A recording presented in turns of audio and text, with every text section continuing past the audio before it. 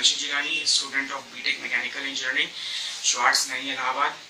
In this video, I am going to explain about the topic damp vibration, damp ratio or damp factor. So let's begin. So just talk about damp vibration. When the energy of a vibration system is gradually dissipated by friction and other resistance, the vibration are said to be damped. Another point, the vibration gradually reduce or change in frequency or intensity or cease and the system rests in the equilibrium position.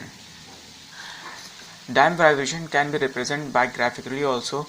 In this graph, x-axis denotes the time t and the y-axis denotes the displacement, in which red line which denotes the objective still oscillates sinusoidally, but the amplitude describes with the envelope of a declining exponential. Now just talk about the damp factor or damp ratio. Damp factor also known as damp ratio. So what is damp factor? In an audio system, the damping factor gives the ratio of the rated impedance of the loudspeaker to the source impedance. Second point, only the resistive part of the loudspeaker impedance is used. Next point, the amplifier output impedance is also assumed to be totally resistance. Next, the source impedance includes the connecting cable impedance. Now damping factor or damping ratio equation.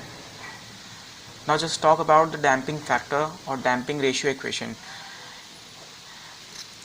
d square x upon dt square plus 2 zeta omega naught dt x upon dt plus omega naught square x is equal to 0 is the formula of damping ratio, where omega naught is equal to under root k by m, the natural frequency in radius, and zeta is equal to c by 2 under root mk, the damping ratio.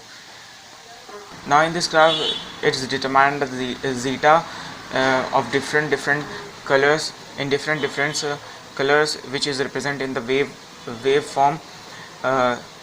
Right side there is a zeta is equal to 0.4, 0.6, 0.8, 1, 1.5, 2, 3, which is zeta.